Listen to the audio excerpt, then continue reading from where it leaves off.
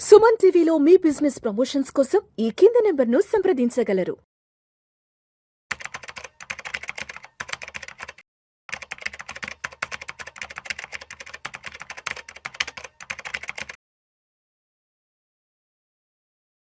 గిరిబాబు గారు నమస్తే సార్. నమస్తే అండి.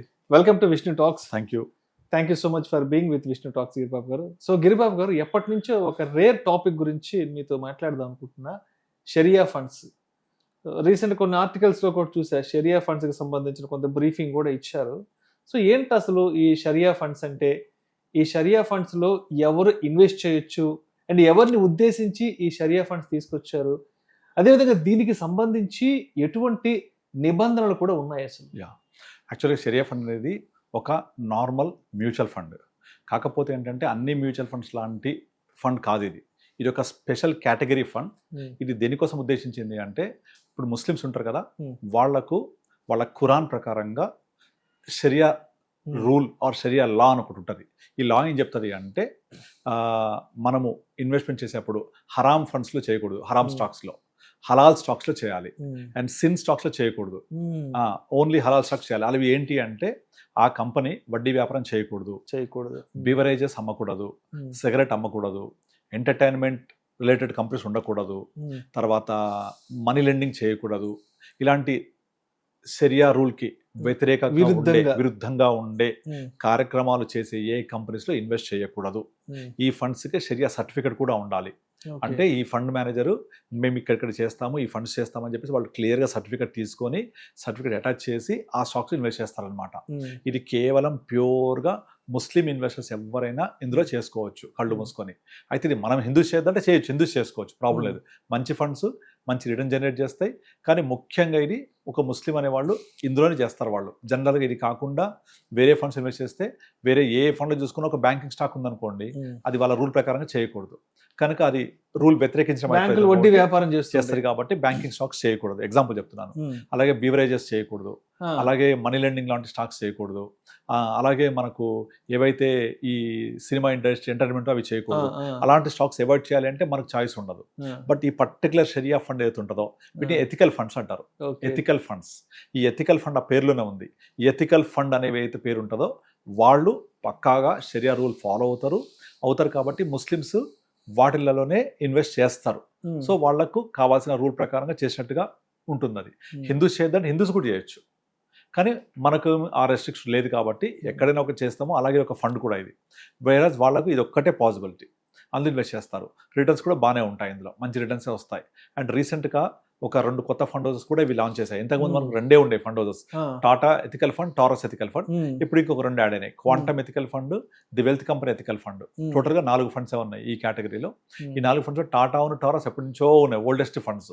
ఈ 2 ఉండేవి. రీసెంట్గా లాస్ట్ 6 monthsలోనే ఈ 2 యాడ్ అయినాయి, quantum and the wealth company. ఈ 4 చేసుకోవచ్చు. ఇది నార్మల్గా అన్ని మ్యూచువల్ ఫండ్స్కి ఉండే రూల్స్ లాగే ఉంటాయి. ఏది ఇన్వెస్ట్మెంట్ లైక్ ఎంత చేయొచ్చు, సిప్ చేయొచ్చా చేయకూడదు, ఇవన్నీ సేమే ఉంటాయి. కానీ ఫండ్ మేనేజర్ ఏ స్టాక్స్ కొనాలి అనే దానికి రెస్ట్రిక్షన్స్ ఉంటాయి కాబట్టి వాళ్ళు హలాల్ ఫండ్స్లోనే హలాల్ స్టాక్స్ ఇన్వెస్ట్ చేస్తారు. అంటే వీటిని ఏమంటారంటే ఎథికల్ ఫండ్స్ అంటారు. అందుకే వీటిని they follow the sharia rules. So Giribabu గారు, ఇప్పుడు ఈ షరియా ఫండ్స్ కి ఇండియాలో టాక్సేషన్ ప్రాసెస్ ఎలా ఉంటుంది?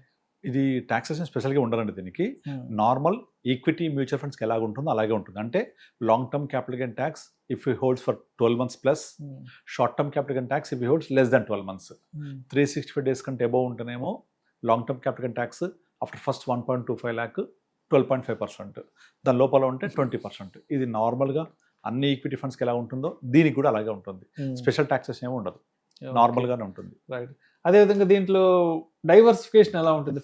ఫండ్స్ డైవర్సిఫికేషన్, దీంట్లో డైవర్సిఫికేషన్ నార్మల్ ఫండ్స్ లాగా ఉన్నట్టుగా ఉండదు. ఎందుకంటే ఈ కేటగిరీ రెస్ట్రిక్టెడ్ కేటగిరీ. ఫండ్ మీద చేతులు కట్టేసినట్టు ఉంటుంది. అంటే ఏ స్టాక్ పడితే ఆ స్టాక్ కొనడానికి లేదు, వాళ్ళ కేటగిరీస్ ఏది పడితే చేయడానికి లేదు.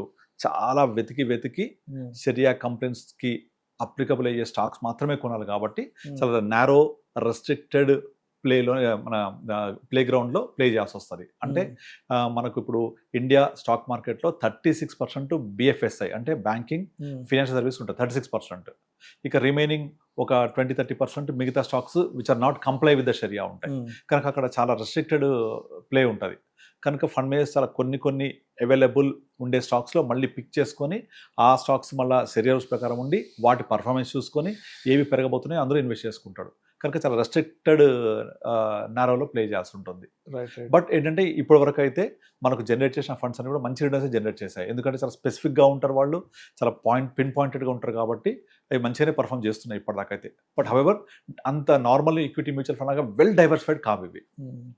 అండ్ అదేవిధంగా షరియా ఫండ్స్కి సంబంధించి అంటే సెబీ వైపు నుంచి ఏదైనా ఒక స్పెషల్ మానిటరింగ్ ఏదైనా ఉంటుందా, స్పెషల్ కంప్లైంట్స్? యా ఎందుకంటే ఇది మొత్తం కూడా షరియా కంప్లైంట్స్ ప్రకారం ఉండాలి కదా. సో ఫండ్ మేనేజర్ ఆ విధంగా చేస్తుండే అనేది సెబీ నుంచి కూడా మానిటరింగ్ ఉంటుంది. సో ఆ విధంగా it is completely under the monetary of SEBI guide lines as per sharia rules ప్రకారంగా. సో అందుకనే వీటిని ఎథికల్ ఫండ్స్ అంటారు. ఫండ్ మేనేజర్స్ కూడా పక్కాగా రూల్స్ ఫాలో అవుతారు and with compare to the SEBI regulations. Thank you sir, thank you so much. Thank you అండి. షరియా ఫండ్స్కి సంబంధించి మన సుమన్ టీవీ ఆడియన్స్కి చాలా సింప్లిఫైగా చెప్పి వాళ్ళకి ఒక మంచి నాలెడ్జ్ అయితే షేర్ చేయగలిగా. Thank you so much sir. Thank you అండి.